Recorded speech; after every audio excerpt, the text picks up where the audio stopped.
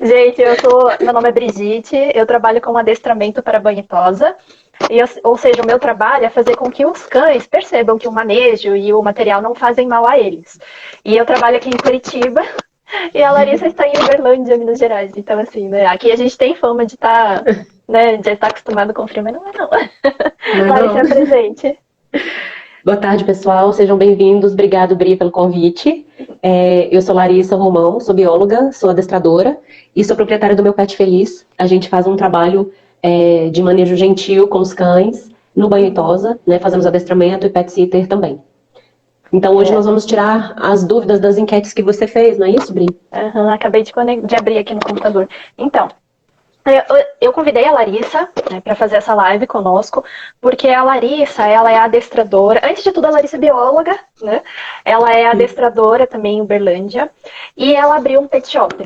Então, os casos que ela atende já são um pouco mais brandos, né, que os casos que eu atendo, né? Que geralmente os casos que eu atendo são cães que não são mais aceitos em pet shop, cão que fica um ou dois tosadores segurando lá para tosar e aí não deu certo, e aí que ninguém mais segura ou que o tutor já estava pedindo para sedar e enfim. Né?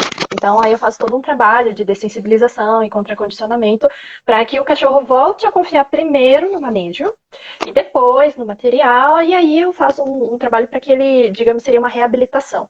E a Larissa faz o mesmo trabalho, mas os casos que ela recebe, não, acredito que não sejam tão, como que eu posso dizer, tão sérios, né, Lari? Ou você já recebeu É, casos assim também?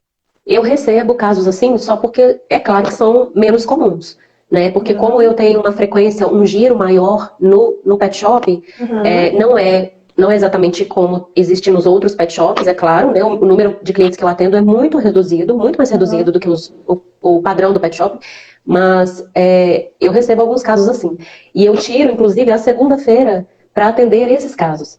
Uhum. Casos mais especiais, tanto com relação à agressividade, quanto a outras especificidades. Por exemplo, cães que são idosinhos, que têm muitas limitações já, inclusive cognitiva, ou motora, Uhum. filhotes que precisam da apresentação no banho, então é aquele tempo assim que eu preciso trabalhar ele com exclusividade, sem ter a presença de outros cães.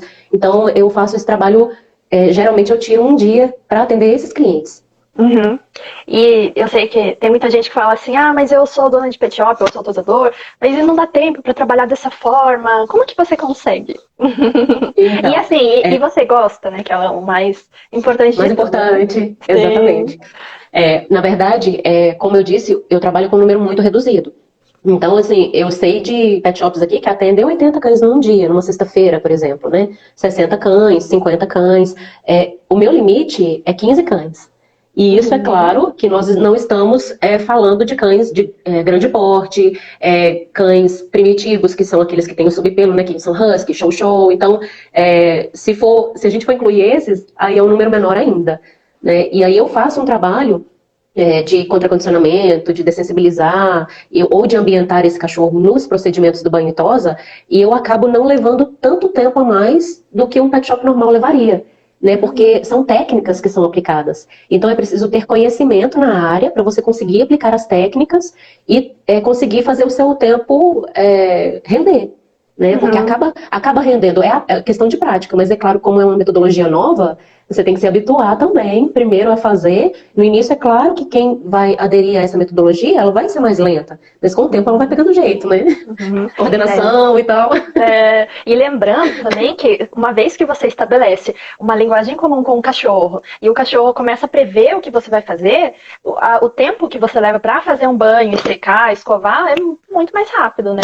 Assim, ó, Exatamente. o cachorro que tá na minha foto, o Schnauzer, né? Eu faço o banho Uhum. dele, banho, a secagem e a escovação, né? Pra ver se não tem nó e tal. E eu faço em 30 minutos em domicílio, Olha, sendo que assim, é muito rápido. é muito rápido.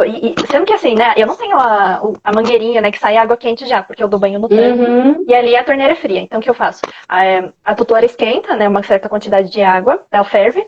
Aí num outro balde eu misturo com água fria. E aí vou amornando a água e vou dando banho nele. Então, assim, a minha eu tenho menos recursos que um pet shop e consigo dar banho em menos tempo. Banho e secagem, né, em menos tempo. Então, por quê? O cachorro, quando eu preciso secar, que é essa parte de baixo aqui da patinha, né? Ele já levanta, ele sabe que eu vou secar ali, então ele levanta a pata.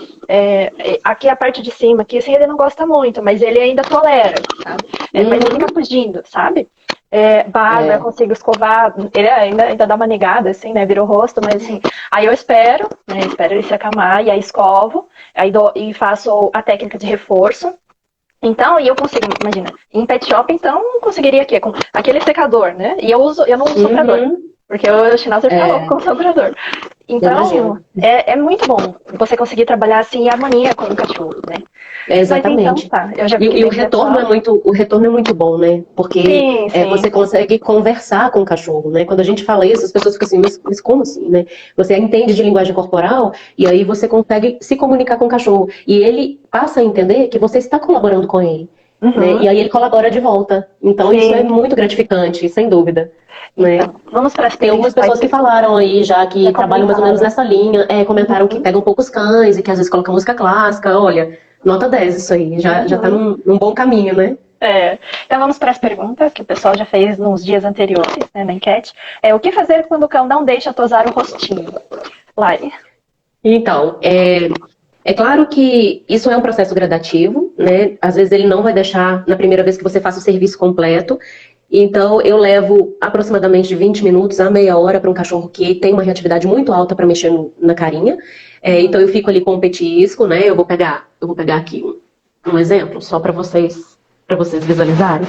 Então, eu fico com o cachorro na mesa e aí eu vou passando a tesoura devagarinho, fechada, né? Isso a gente até mencionou em outra live já, né? Que eu vou passando devagarinho e aí eu vou reforçando, dando petisco, né? Do lado de cá também a gente tem que fazer os dois lados, porque pro cachorro tem diferença. E aí eu fico fazendo o som da tesoura próximo ao cachorro, mas numa margem segura, para ele acostumar com o barulho. E vou reforçando também, dando petisco para ele, simultâneo a isso. Por isso que eu falei que às vezes a gente precisa trabalhar a coordenação motora também, porque vamos estar fazendo as duas coisas ao mesmo tempo. Se precisar de ajuda, que estejam duas pessoas, né, no máximo. Porque o banho e tosa de baixo estresse, ou esse manejo gentil, também não pode ter gente demais em cima do cachorro, porque isso também vai estressar ele, né? Que seja o tutor para te ajudar ali a fazer o trabalho, que é uma pessoa que geralmente um cachorro confia, né? Pode ser também. E aí eu vou fazendo devagarinho e nesse processo eu corto um pouquinho, aí dou mais petisco, corto outro pouquinho. É assim que a gente vai fazendo. Às vezes não vai sair 100%, não vai sair. Mas não importa. O que importa é o cachorro ir compreendendo ao longo do procedimento que você não vai machucá-lo, que ele não precisa ter medo, que ele não precisa se assustar. E ele vai aceitando um banho após o outro, esse manejo. Eu acho que é assim também que você vai fazendo, né, Bri? Tem alguma coisa para você colocar, para você observar?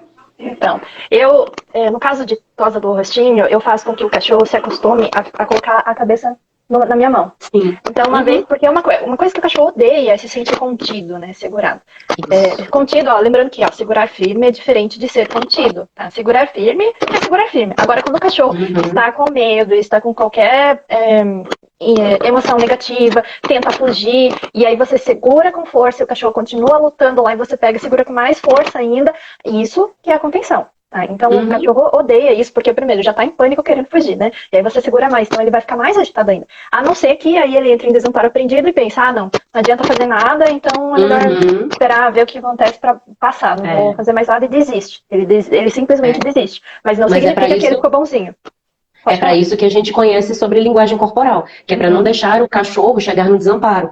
Né? A gente precisa saber para poder antecipar essa situação. Né? Tem gente que me perguntou ali, desculpa, Bri, tem uma pergunta ali que me perguntaram se eu peço para o cachorro ir sem comer quando eu vou fazer esse procedimento no banho tosa. Não necessariamente. Eu converso com o tutor primeiro e eu vejo se é um cachorro que é muito esfomeado, né? Porque tem cachorro que é saco sem fundo. Tanto de comida que você der, ele quer comer. Se ele é mais chatinho, se ele tem alguma restrição alimentar, aí eu peço para o tutor levar a comidinha preferida dele, ou que ele pode comer, e aí a gente vai trabalhando dessa forma ali. Lembrando que o tom de voz e fazer carinho também são reforços positivos, tá bom? E tem muito cachorro que entende isso claramente. Às vezes ele não quer pegar comida ali naquele momento, mas se você conversa com um tom de voz carinhoso e faz carinho e acolhe aquele cachorro que está sentindo medo, isso também vale muito a pena. Então, continuando, lembrando que o desamparo aprendido, ele pode levar a uma depressão mais severa. Tá? Então, não quer dizer que o cachorro desistiu de lutar. Mas ele continua, o organismo continua liberando hormônios de estresse ali. Então, aí já tem todas aquelas consequências que já falei em várias outras lives, né, sobre questões psicossomáticas. Então, eu já tinha conversado com a Lari a respeito disso, né, de não deixar o cachorro comer, ou como é que é essa situação. Eu, particularmente, não gosto de deixar o cachorro sem comer. Claro que o que vai ajudar nos treinos é assim, se o cachorro, por exemplo, tem uma refeição às 8 da manhã e depois às 8 da noite. Então, se ele vai para o pet shop lá por 9, 10 da manhã, ele já vai, pode ser que ele não coma, né, porque a refeição que ele fez foi bem próxima. Mas, se ele for à tarde, então aí já pode facilitar. Mas, como eu sempre digo, né, é a questão fisiológica de comer. Se o cachorro não come no pet shop, não come durante os seus treinos, é porque ele está com medo, é porque ele está ansioso. A gente é uma pessoa, quando é assaltada, ela nunca vai querer comer. Essa pessoa sendo assaltada, ela pode reagir, pode tentar fugir, ou pode ficar ali parada para ver se nada acontece. O cachorro que está parado para ver se nada acontece, não quer dizer que ele está bonzinho. E ele também não vai comer, porque o sistema de luta-fuga vai fazer com que ele não coma, porque o sistema digestório, ele é inibido. Então, por isso que essa questão assim, que o cachorro não tá comendo porque está satisfeito, eu não sou muito fã dessa linha não, assim, eu não acredito muito nisso. Porque é igual dar um chocolate, um salgadinho, uma guloseima, assim, sabe? A gente vai comer, às vezes acabou de almoçar, quem vai negar um chocolatinho, né? Exatamente. Então tem que tomar. Depende muito da situação, tá? Mas quando se trata o cachorro no pet shop, se não tá comendo pet shop, pra mim é nervoso. Diferente quando você treina em casa, né? Porque aí o cachorro já tá numa situação, num local que tá seguro, né? Então, se ele não estiver comendo, aí pode ser outras situações também. Outra pergunta. Isso. Como habituar os cães sem precisar trabalhar em formato de sessões? Como deixar os cães menos agitados de forma mais rápida? Bom, eu respondi a essa pergunta dizendo que não existe milagre. Exatamente. As sessões, elas precisam ser feitas porque é a forma de você condicionar o indivíduo, né? Então, se ele sente medo, né? Ou se ele está nervoso, ou está irritado com a situação, você tem que trabalhar para aquele sentimento, aquela emoção ser oposta, relacionada àquele manejo, ou aquele equipamento que ele está sendo exposto, àquela ferramenta.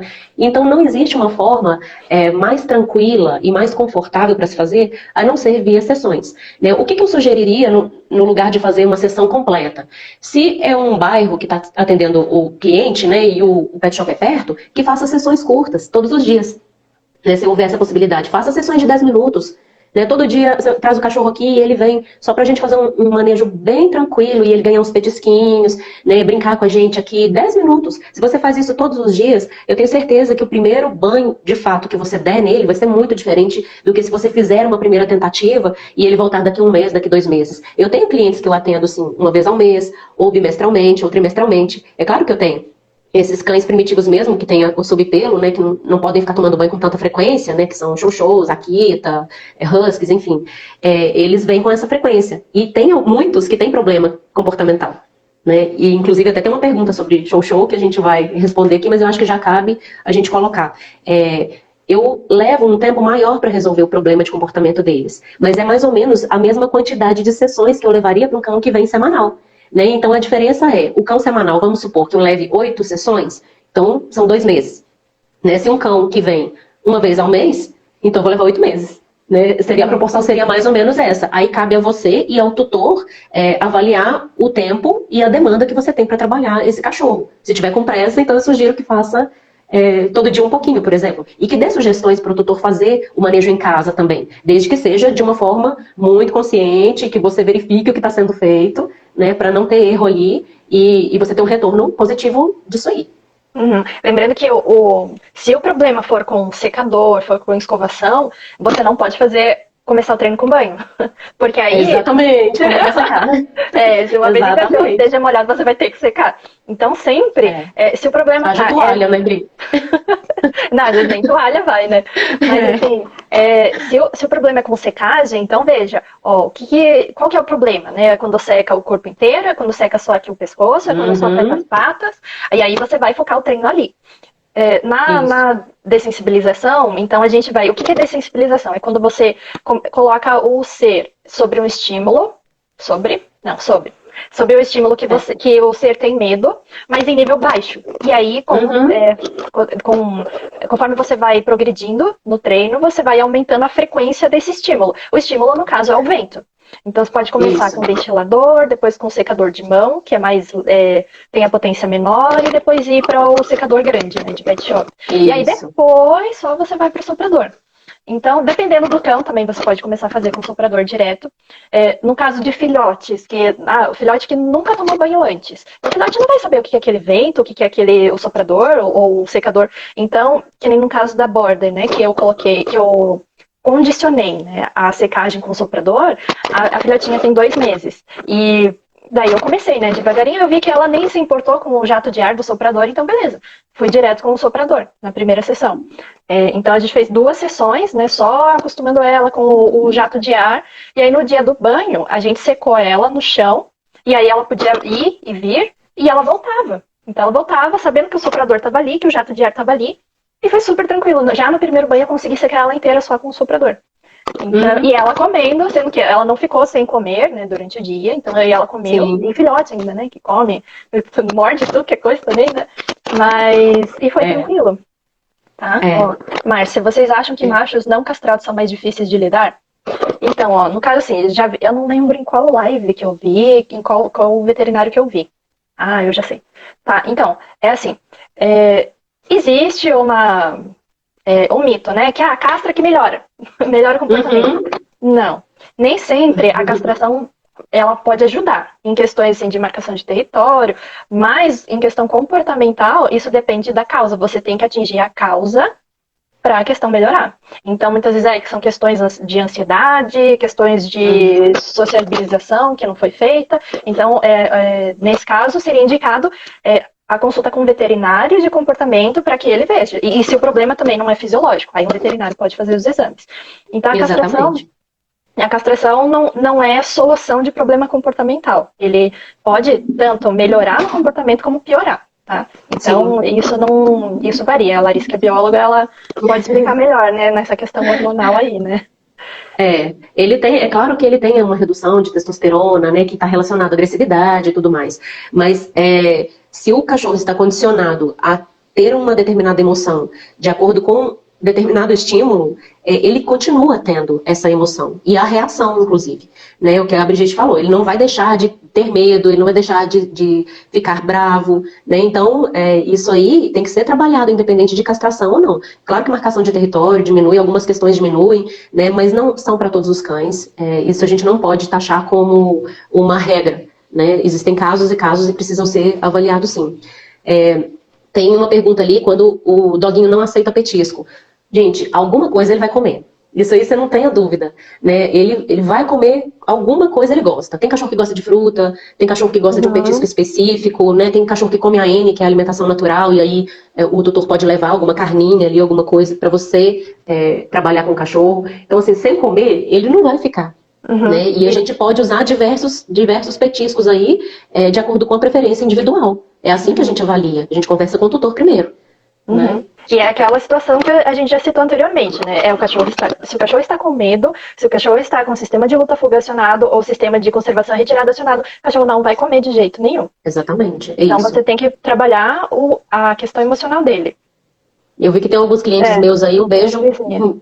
Um beijo pro pessoal. O que fazer com aquele cão que não fica em pé na mesa na hora da tosa? Deitado? Que fica deitando? Pode ser que ele esteja deitando de medo, né? Então, pode ser isso. Aquele que congela. Pode ser também que esteja com algum problema articular, então isso depende, isso varia muito. Tem que identificar qual que é a causa disso, de ele não ficar, depende da idade também. Fátima, fazendo o cachorro brincar um pouco ou dar um pequeno passeio, pode ajudar depois no banho tosa? Depende da situação, tá? Se o cachorro estiver muito agitado, mas com emoção positiva, sim, o passeio ajuda, né? Porque vai dar uma cansada nele. Mas se ele está agitado com emoção negativa, aí ele não vai parar. Ele vai ficar tentando fugir. Outra pergunta aqui. Então, só queria ressaltar aqui, ó, ainda nessa pergunta, né? Se precisa fazer as sessões. Sim, precisa ser por sessões. Eu vou pedir para vocês, assim, pensem em alguma coisa que vocês têm medo ou têm nojo. né? Agora, quantas sessões de terapia com uma psicóloga você ia conseguir não ter mais medo, ou perder esse trauma, ou não ter nojo, né? Então, é meio difícil saber. Então, cachorro também. Cachorro, uma vez que aquela memória negativa está consolidada, a gente vai ter muito trabalho para fazer com que um outro caminho sináptico se faça, para que ele veja, esse manejo não faz mal. Tá? Exatamente. Vamos lá. O que fazer? Tá, quer aproveitar e já falar do Chow-Chow? Que você podemos falar, porque aqui tem a terceira pergunta, que é o que fazer com cães muito agressivos, né? E aí tem como lidar com o Chow-Chow, nem sempre é agressivo. Mas eu vou colocar, respondendo junto dessa pergunta, porque eu acredito que seja isso que as pessoas estejam considerando. Verdade. Porque a maioria dos pet shops, a gente sabe que existe esse preconceito, infelizmente, e a maioria dos pet shops não pega Chow-Chow porque falam que são agressivos e tal. Esses cães nórdicos, né, os cães primitivos que a gente chama, eles têm mesmo um comportamento um pouco diferente, inclusive com a linguagem corporal, né, eles não demonstram tanto, não conversam tanto, não apresentam de forma tão clara os sinais de apaziguamento. Por isso que eu recomendo para todo mundo que começa a estudar os sinais de apaziguamento ir a um parque ou a uma praça, um local onde tenha muitos cães passeando ou interagindo, brincando, e fique observando para aprender a ler os sinais de apaziguamento, os sinais de estresse, os sinais de medo, inclusive os sinais corporais que eles estão felizes, né? Porque é só com o treino que você consegue ler outros cães que não apresentam tanto esses sinais. Que são cães que tiveram uma fase de imprinting, que é aquela fase chave de socialização, a janela principal de sociabilização, que é dos 50 dias aos 4 meses de idade. Eles não aprenderam a se comunicar pela linguagem corporal tão bem quanto deveriam. Ou cães que tiveram mutilação de cauda, de orelha, né, que você não vai conseguir perceber tanto esses sinais também. E os Chow-Chows a gente consegue também ter essa observação, essa consideração de que a linguagem deles é um pouco mais sutil. Então, às vezes, a pessoa fala, mordeu do nada. Não, gente, ele não mordeu do nada. Eles conversam pra caramba, né? Quando eu digo isso, conversam pra caramba, é que eles apresentam, sim, os sinais corporais de comunicação. Mas a gente tem que aprender a ler. Porque quando a gente aprende a ler, a gente evita que o cão escalone, né? Que ele chegue na agressividade. Porque para ele chegar na agressividade, a Brigitte fez essa marcação aí, já num vídeo que ela fez, que foi com Yorkshire, se eu não me engano, não foi isso? Que você quantificou os sinais, ele apresentou, foi, né? Quantos sinais que ele tinha apresentado até? 16 sinais em 23 segundos. Exatamente. Então, segundo, né? E aí ele tentou morder depois disso, não foi? Então, quase 1 por segundo, e se você não consegue ler esse cachorro para você interromper o procedimento e falar para ele, tá tudo bem, pode se acalmar, eu também vou me acalmar e nós vamos conversar aqui para que fique tudo bem, porque eu não vou te machucar, né? Porque a linguagem, na verdade, corporal que a gente tem que dar de volta pro cachorro é essa, né? De reforço positivo e contra-condicionamento ali. Então, eu acho que para lidar com um cachorro agressivo, ou Chow-Chow, ou qualquer cão que você tenha dificuldade, que tenha tendência a escalonar para agressividade, é esse procedimento. Né, é conversar com o cachorro e ter conhecimento da linguagem corporal e saber esperar o tempo dele. E dependendo da raça também, a gente fica mais difícil para a gente conseguir analisar essas expressões corporais, né? Porque ou não tem focinho, né? O focinho é braquicefálico, ou o Chow-Chow também, ele tem muito, o Chow-Chow, o Shar-Pei, né? O Pug tem muita pele, né? Ou o Spitz, né? Ou mesmo o Chow-Chow tem muito pelo, então isso dificulta a nossa linguagem, a nossa interpretação também, né? E claro, assim, qual que é a dificuldade no pet shop? É que o tutor levou para dar o banho. E aí, claro, com certeza o Chow-Chow ele deve ficar se esquivando. Mas, puxa, a gente tem que fazer esse banho. Então, aquele estímulo, né, por exemplo, sei lá, o toque, vamos supor, né, eu vou dar o exemplo do toque, que é, né, de passar o shampoo. O cachorro não está gostando daquilo, então ele se esquiva. Ou ele se encosta ali na parede, e aí a gente continua ali, então claro que o cachorro vai morder. Mas aí o que a gente vai fazer então, né? Porque tem que dar banho e, né, vender o banho, então tem que entregar o banho. Então, por isso que primeiro, antes de tudo, né, o que você pode fazer é pedir pro dono vir num dia que não seja de banho, faça toda a simulação dos procedimentos e aí você analisa a linguagem corporal. E aí analisa, aqui tem um problema, né? Nesse manejo tem um problema. Então, você vai propor pro tutor que ele precisa levar o cachorro em outros dias que não são de banho, pro cachorro se habituar primeiro e aí sim você vai fazer o banho. Isso vai ser ótimo para você já conhecer o cachorro, para o cachorro te conhecer, criar confiança em relação a você, se acostumar com o ambiente e aí, claro, né, não levar mordida. Exatamente. É por isso que a gente trabalha com agendamento, para a gente ter tempo de trabalhar com cada indivíduo, né, dando o melhor, oferecendo o melhor do bem-estar para ele e oferecendo o melhor do bem-estar para quem está lidando com o cachorro também. Para o funcionário que está lidando com o cachorro, para o tosador, para o banhista, né, e prezando pelo bem-estar dessa pessoa. Porque ela já sabe o que esperar. Né? Ela sabe, olha, vem um cachorro com perfil assim, amanhã vem um cachorro com perfil assado, entendeu? Então ela consegue já se preparar, e isso é muito importante, gente, né? Prezar pelo bem-estar da pessoa que está trabalhando ali e prezar pelo bem-estar do cachorro. Gente, isso não tem preço, sabe? Não tem preço. O tutor reconhece a qualidade do seu serviço, né? E você trabalha feliz, porque é isso que acontece. Você consegue fazer o trabalho fluir, né, de uma forma saudável. Você fala assim, nossa, aquele cachorro era difícil, né, ninguém queria pegar ele, eu consegui evoluir aqui. Então é muito legal você fazer esse trabalho desse jeito, né? Acredito eu que os tutores que estejam assistindo, eles também concordem com isso, que para eles o bem-estar do cachorro é muito mais importante do que a estética. Né, do que uma tosa super perfeita, porque eu vejo que no mundo do banho e tosa, todo mundo olha para a tosa, né, mas todo mundo esquece da parte comportamental, pelo menos a maioria. E a gente tem clientes assim, né, pessoas que procuram exclusivamente porque se preocupam com o bem-estar, né, são pessoas que já procuraram a respeito desse assunto, sobre comportamento, pessoas engajadas, mas eu ainda vejo muito, né, eu ainda fico triste com isso, porque eu ainda vejo muito o pet shop sendo visto simplesmente como uma questão estética. Tanto que se você deixa o cachorro feito pela metade, tem alguns clientes que não voltam. Né? Porque para eles o cachorro sai feio. Né? E quem trabalha com essa linha de bem-estar, lembra, né, também o tutor, que é muito diferente de um salão de beleza em que a pessoa vai, fica sentada e ela tem consciência do que vai acontecer, e também a pessoa ela vai por vontade própria, ela não é obrigada com o cachorro. E outra coisa.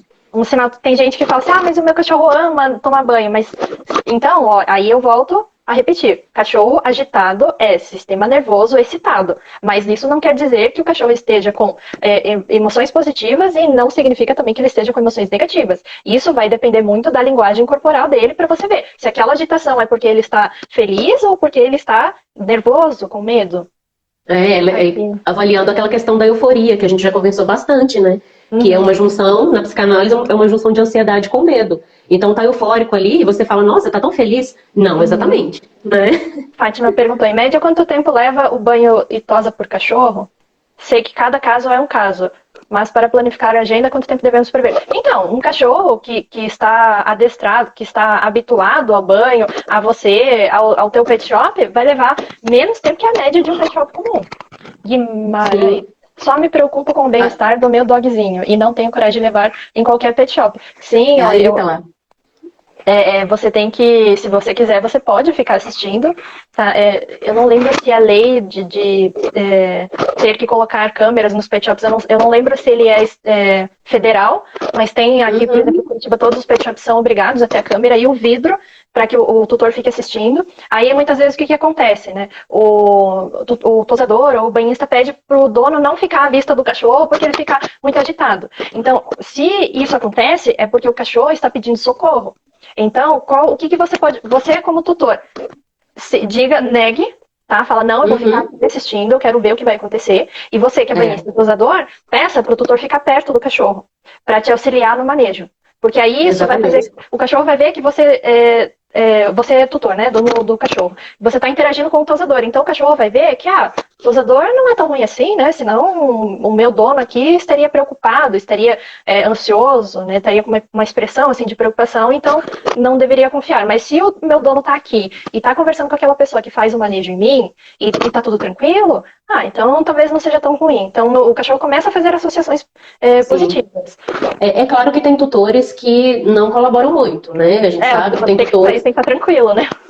O tutor não fica tranquilo, ou fica tentando conversar com o cachorro e falar, mamãe tá aqui, fica calmo que a mamãe tá aqui, tadinho, sabe? Então, assim, às vezes o tom de voz, ou o que a pessoa fala, o cachorro começa a correlacionar que tem alguma coisa ruim acontecendo. Então, assim, o tutor também precisa ter bom senso para colaborar com o pessoal, né? Se ele se mostra tranquilo, né? Se ele não tenta conter o cachorro para ajudar, não fica bravo com o cachorro, isso ajuda bastante o pessoal que tá no manejo, né?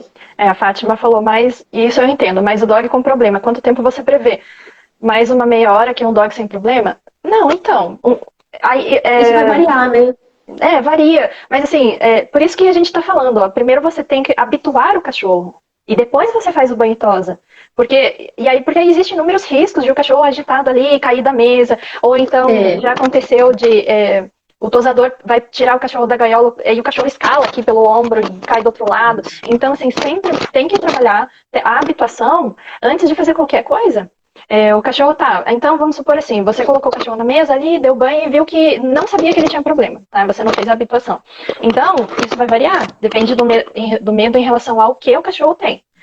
Pra ver se vai demorar mais. Se o problema é escovação, então você põe silicone lá pra puxar o menos pelo possível, né, durante a escovação. Você vai começar com uma escova de pinos, que é bem aberta e super macia, e aí você vê que o cachorro não puxa tanto pelo, então o cachorro vai cedendo. Agora, se o problema é com secagem, daí só Deus sabe quanto pode demorar mais, né? Pode ser meia hora, pode ser 1 hora, então depende. Tem cachorros assim que ficam super mega agitados, né, pedindo colo o tempo todo, então você vai ter que secar no colo. Então como é que você vai fazer? Isso. Ou então não, o cachorro ele tem medo, ele só fica encostado ali na parede. Então, aí vai demorar um pouco menos. Então isso varia, não tem como estimar um tempo. Por isso que a gente fala, primeiro faz a habituação, primeiro trabalha a questão emocional do cachorro, para depois você fazer o banho e tosa em si. Uma coisa que eu sempre faço, né? Cachorros assim, que já são super reativos, tem medo de qualquer coisa, eu faço o banho separado do dia da tosa. Tá? Porque aí tem uma cachorrinha que eu vou, aquela Yorkinha mini, eu vou só pra fazer a tosa dela. E eu fico 2 horas, às vezes 2 horas e meia com ela, só pra fazer a tosa. Então, isso varia. Porque a cada coisa, cada tesourado que eu dou, ela dá um pulo, tadinha. E ela nunca foi pra pet shop. Né? Ela nunca foi pra pet shop. Então, a questão dela não é de trauma, é porque por ela ser muito pequenininha, ela tem medo de tudo. E ela é muito assustada com tudo. Não só com banho e tosa. Qualquer barulho, né? Qualquer manejo próximo, né?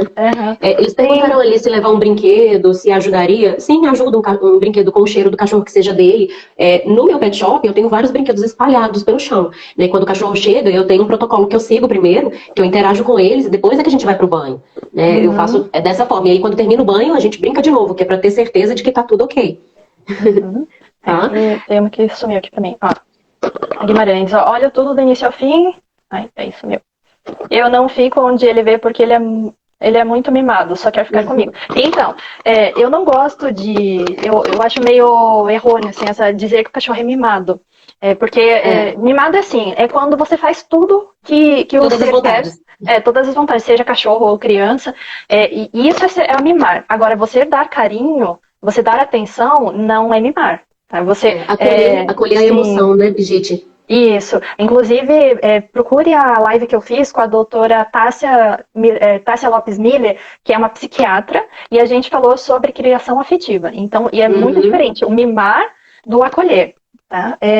Então, assim, o cachorro quer ficar o tempo todo com você quando tá no pet shop. Então, você tem que ver se o cachorro realmente ele fica mesmo confortável ali. Ou então, quando você não aparece, ele fica ali paradinho, mas será que é porque ele está realmente confortável? Ou porque ele fica parado para que nada de pior aconteça? A tensão, tem que ver, a musculatura dele tá soltinha ou ele fica tenso? Tá? Então, tudo isso tem que observar. E lembra, linguagem corporal, você tem que saber observar isso. Na live anterior que eu fiz sobre, o título era Disseram que o cão era bonzinho, mas quando chegou no pet shop virou uma fera. Eu mostrei várias imagens de vários livros com linguagem corporal, demonstrei como é que funciona o escalonamento dos sinais de apaziguamento, tá? Para vocês aprenderem a analisar o seu cachorro no pet shop. E aí explico tudo isso certinho, o sistema de luta fuga, conservação e retirada. Então lá você vai ver tudo explicadinho. Lari, tem outra aqui, como fazer um cão traumatizado em banho e tosa perceber que não fazemos nada por mal. Então isso acredito que a gente já tenha respondido, né? Situação, na verdade, não fazemos nada por mal é muito relativo. Porque às vezes você está fazendo contenção sem perceber que está fazendo contenção. Então é isso que os profissionais de banho e tosa precisam ter muito esclarecido, tá? Porque às vezes você quer terminar um serviço e não está fazendo por mal, né? Você precisa terminar o serviço porque foi o que o tutor te pediu. Mas às vezes não é necessariamente você ultrapassou o limite de tolerância do cachorro. E aí ele já não entende mais que não é por mal.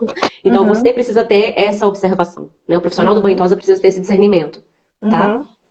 É a mesma coisa da questão do reforço. O que é reforço, o que é punição? E o que é positivo e negativo, né? Porque a gente tem reforço positivo e reforço negativo. Punição positiva e punição negativa. Na ciência, tá no estudo, na pesquisa científica, quando se diz positivo, significa adicionar. Quando se diz negativo, significa tirar, subtrair. Tá? Então, não tem relação com bom ou ruim. É positivo adição, negativo subtração. Lembra da matemática. Tá? É a mesma coisa da matemática. Então, quando a gente diz reforço, reforço é o quê? É tudo que a gente aplica para que aquele comportamento tenha maior probabilidade de se repetir. Então, geralmente é uma coisa confortável, uma coisa boa que a gente vai aplicar. Né? E aí, só que quem vai determinar se aquilo que a gente fez é reforço é o cachorro. Tá? É outra pessoa, outro ser. Então, por exemplo, uma pessoa que faz piada numa festa. Se todas as pessoas rirem, então aquele comportamento de fazer piada foi reforçado. Mas se as outras pessoas não rirem, então aquele comportamento de fazer piada foi punida. Então, ou seja, aquela consequência de não ter pessoas rindo fez com que a probabilidade da pessoa contar piadas diminua. Ou pode ser que nunca mais conte também. Então depende de como a pessoa se sentiu. Então, quando a gente tenta fazer coisas assim, né, que nem, como que o cachorro vai ver que a gente não faz por mal? Isso vai depender muito dele, do que você faz ou deixa de fazer, tá? Então, reforço positivo é adição de reforço. Reforço negativo é subtração de reforço. Punição positiva é adição de punição. Punição negativa é subtração de punição, tá?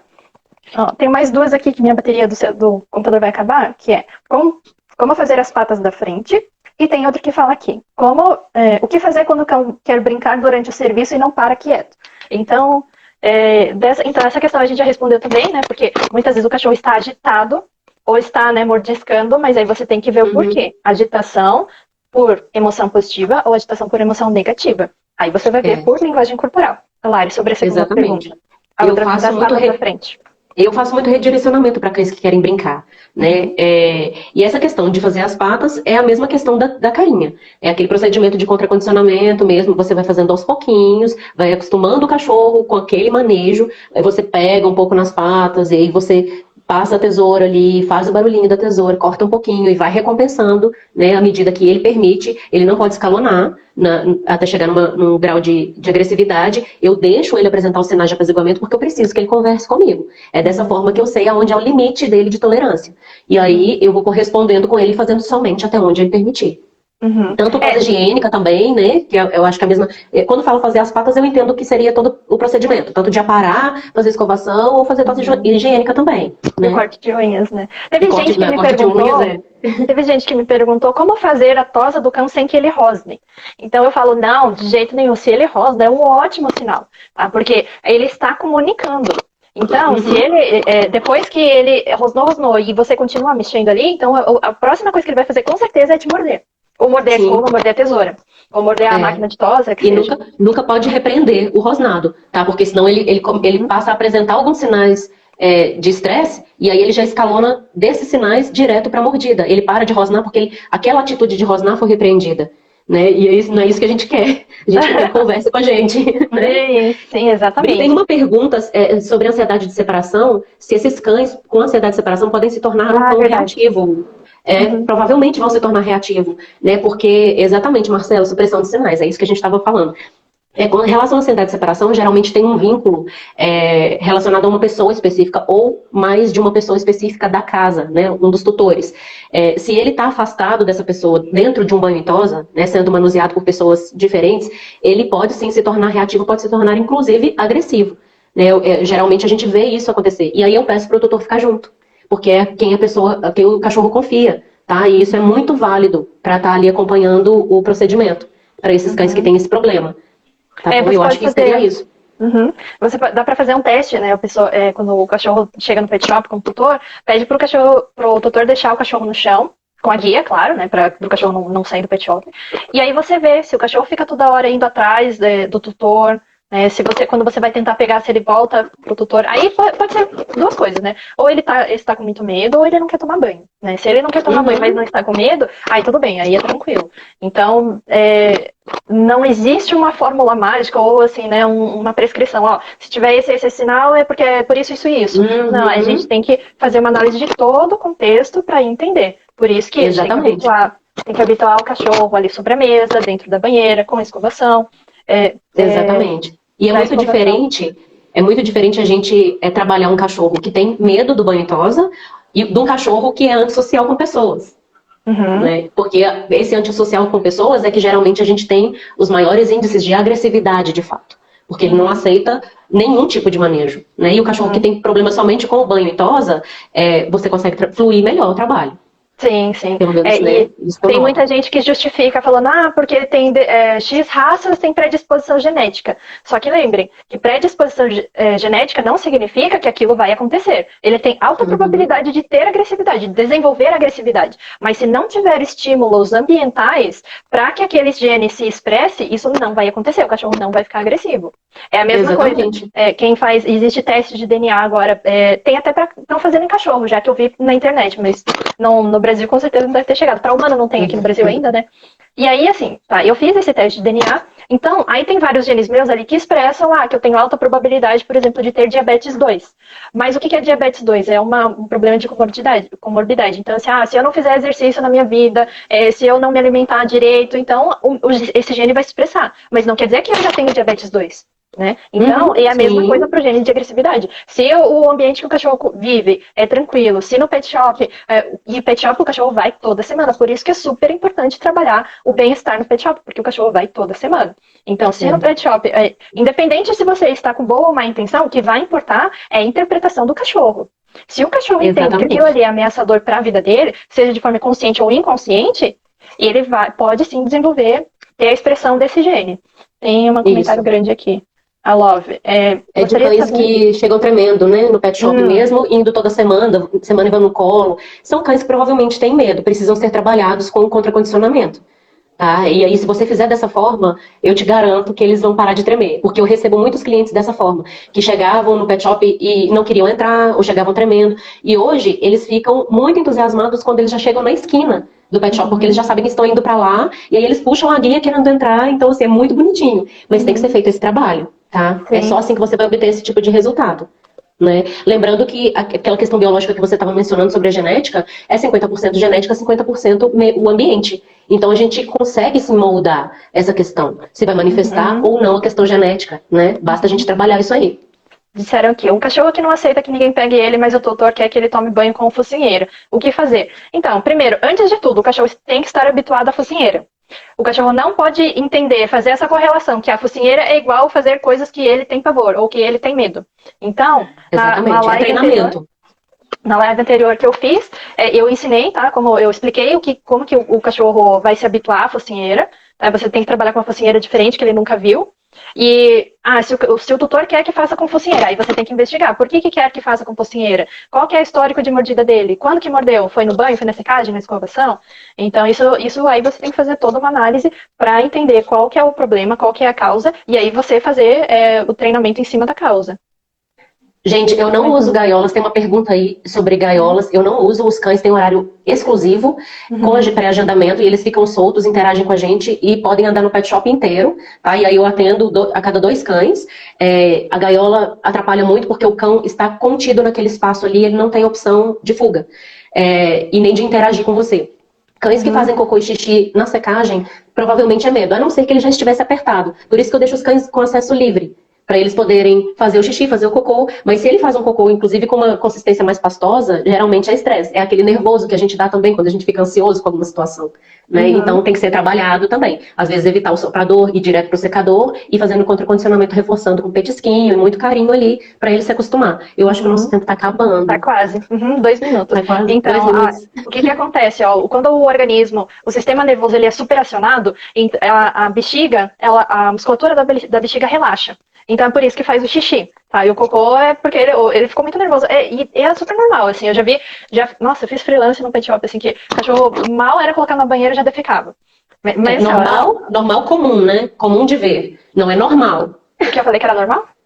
É comum de ver, assim, é habitual a gente ver essa situação, mas não é saudável para o cachorro. Tá acontecendo alguma coisa ali, né, com ele, com o emocional dele. Porque o sistema nervoso foi superacionado. Ele tá com o sistema de luta-fuga acionado, então tem que trabalhar o emocional dele.